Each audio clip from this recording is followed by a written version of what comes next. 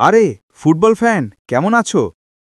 যদি ভাবো 2022-এর কাতার বিশ্বকাপ ছিল ফুটবলের সবথেকে বড় ইভেন্ট, তাহলে তোমাকে একবার ভাবতে হবে। কেন জানো? কারণ আগামী 2026 ফিফা বিশ্বকাপ শুধু একটা টুর্নামেন্ট নয়, এটা ফুটবলের ইতিহাস পাল্টে দিতে চলেছে। একটা সেকেন্ড চিন্তা করো তো, বিশ্বকাপ এখন 32 দলের না, এবার হচ্ছে 48 দলের। মানে তোমার প্রিয় দলগুলোর বাইরেও আরও 16টি দেশকে তুমি বিশ্ব মঞ্চে লড়তে দেখবে। কল্পনা করতে পারছো কি বিশাল হতে চলেছে এই আসর? ম্যাচের সংখ্যা 64 থেকে এক লাফে হচ্ছে 104। এটা একটা নতুন দিগন্ত। বিশ্বাস করো আর নাই করো, ফিফা শুধু দল বাড়ায়নি, পুরো টুর্নামেন্টের কাঠামোই পাল্টে দিয়েছে। নতুন নিয়মে রাউন্ড অফ 16 নয়, বরং শুরুতেই আসছে রাউন্ড অফ 32। এই পরিবর্তনগুলো খেলার নিয়মকে কিভাবে বদলে দেবে, কোন নতুন দলগুলো এবার চমক দেখাতে পারে, আর কেন এবার বিশ্বকাপ জিততে একটা দলকে আগের চেয়েও বেশি ম্যাচ খেলতে হবে, এই সব কিছুর A to Z আলোচনা করছি এই ভিডিওতে।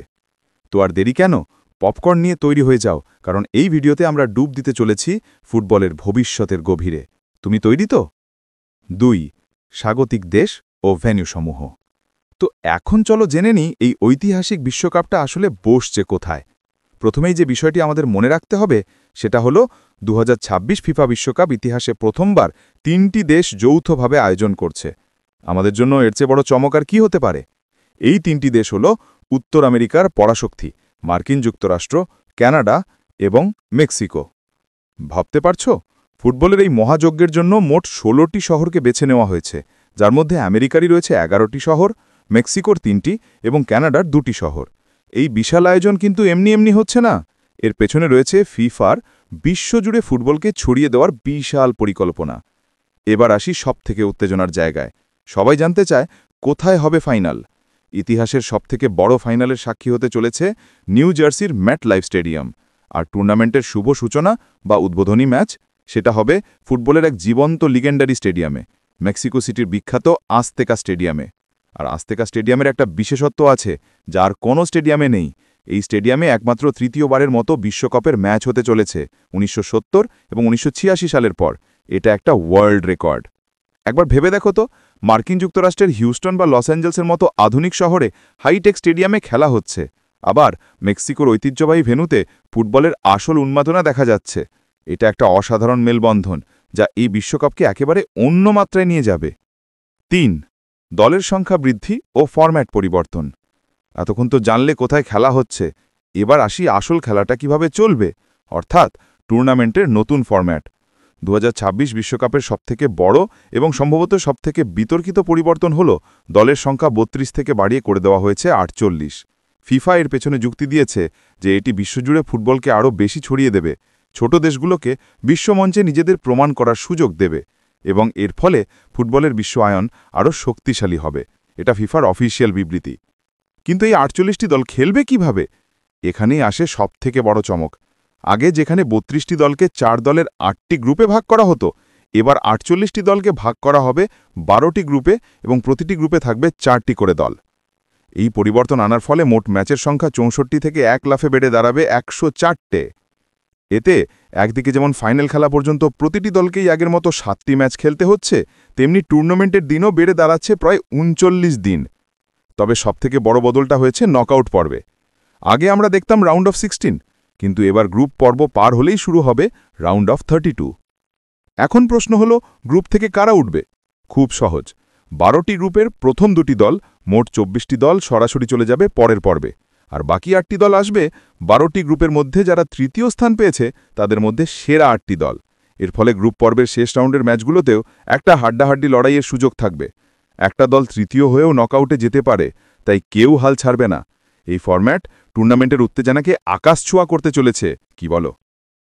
4. বাছাই পর্বের চিত্র। দল বাড়ছে, ম্যাচ বাড়ছে, আর সেই সাথে বাড়ছে বিশ্বকাপে অংশ নেওয়ার সুযোগ। এটা নিঃসন্দেহে ছোট ফুটবল খেলোয়াড়দের দেশগুলোর জন্য বিশাল এক ইতিবাচক দিক। এখন চলো সংক্ষেপে দেখে নিই এই 48টি আসনের বন্টনটা কেমন হয়েছে, অর্থাৎ কোন মহাদেশ থেকে কটা দল বিশ্বকাপে সরাসরি খেলার টিকিট পাচ্ছে। 2026 বিশ্বকাপের জন্য ফিফা প্রতিটি কনফেডারেশনের জন্য যে আসন বন্টন করেছে, সেটা শুনলে তোমার চোখ কপালে উঠে যাবে। ইউরোপ, ইউএফা, এদের আসন সংখ্যা বেড়ে হয়েছে 16টি। ইউরোপের শক্তিমত্তা বিবেচনা করলে এটা স্বাভাবিক। আফ্রিকা, সিএএফ, তাদের জন্য এবার বরাদ্দ 9টি সরাসরি আসন, যা আগের থেকে 4টি বেশি। আফ্রিকান ফুটবলের উত্থানের জন্য এটা একটা দারুণ খবর। এশিয়া থেকেও সরাসরি সুযোগ পাচ্ছে 8টি দল। বাংলাদেশ বা ভারতের মতো দেশগুলোর জন্য বিশ্বকাপ স্বপ্ন সত্যি করার এটা সেরা সুযোগ। দক্ষিণ আমেরিকা, কোন বলিভিয়া, আর্জেন্টিনা, ব্রাজিলের মতো দলগুলো খেলবে ছোটি আসনের জন্য। এখানে বাছাই পর্বটা বরাবরই কঠিন। উত্তর মধ্য আমেরিকা, CONCACAF, স্বাগতিক হিসেবে কানাডা, মেক্সিকো আর মার্কিন যুক্তরাষ্ট্র, এই 3টি দেশ তো সরাসরি খেলছে। এর বাইরে এই অঞ্চল থেকে আরও 3টি দল সরাসরি মূল পর্বে আসবে। ওশেনিয়া, OFC, এখান থেকে সরাসরি একটি দল খেলার সুযোগ পাচ্ছে, যা এই অঞ্চলের ফুটবলের জন্য একটা ঐতিহাসিক মুহূর্ত। এখনও কিন্তু 2টো আসন বাকি। এই 2টো আসন নির্ধারিত হবে আন্তঃমহাদেশীয় প্লে অফের মাধ্যমে। এখানে মোট 6টি ভিন্ন কনফেডারেশনের দল একে অপরের মুখোমুখি হবে ডু অর ডাই লড়াইয়ে। এক কথায় বলতে গেলে এটা হচ্ছে বিশ্বকাপে ঢোকার জন্য শেষ সুযোগের পরীক্ষা, যেখানে হার মানে 4 বছরের জন্য বিদায়। এই প্লে অফ রাউন্ডের ম্যাচগুলোও কিন্তু মূল টুর্নামেন্টের মতোই জমজমাট হতে চলেছে, তাই চোখ রাখতে ভুলো না। দল বাড়ল, ভেন্যু বাড়ল, কিন্তু খেলার মাঠেও কি কোনো নিয়ম বদলাচ্ছে? হ্যাঁ বন্ধুরা, 2026 বিশ্বকাপের আগে ফুটবলকে আরও গতিশীল ও বিতর্কমুক্ত করতে কিছু গুরুত্বপূর্ণ নিয়মের পরিবর্তনের প্রস্তাব নিয়ে আলোচনা করছে ফুটবলের আইন প্রণেতা সংস্থা ইন্টারন্যাশনাল ফুটবল অ্যাসোসিয়েশন বোর্ড। এর মধ্যে একটি প্রস্তাব সত্যিই চমকপ্রদ। পেনাল্টির নিয়মে বর্তমানে নিয়ম হল কোনো খেলোয়াড় যদি পেনাল্টি মিস করে তবে সে ফিরতি বলে শট নিয়ে গোল করতে পারে, কিন্তু নতুন প্রস্তাবে এই নিয়ম বদলানোর কথা ভাবা হচ্ছে। অর্থাৎ এখন থেকে যদি পেনাল্টি মিস হয়, গোলপোস্টে লেগে ফিরে আসে বা গোলরক্ষক সেভ করে, তবে ফিরতি বলে আর শট নেওয়া যাবে না, সেক্ষেত্রে একটি গোল কিক হবে। এর ফলে পেনাল্টি শটের গুরুত্ব এবং গোলরক্ষকের চাপ বহুগুণ বেড়ে যাবে। এই নিয়ম চালু হলে পেনাল্টি থেকে গোল করার হার হয়তো সামান্য কমবে, কিন্তু নাটকীয়তা বাড়বে নিঃসন্দেহে। আরেকটা গুরুত্বপূর্ণ বিষয় হল VAR বা ভিডিও অ্যাসিস্ট্যান্ট রেফারির প্রযুক্তির ব্যবহার। বিতর্ক কমাতে আর সময় নষ্ট এড়াতে VAR-এর ব্যবহারের ক্ষেত্রে আরও নতুনত্ব আসতে পারে।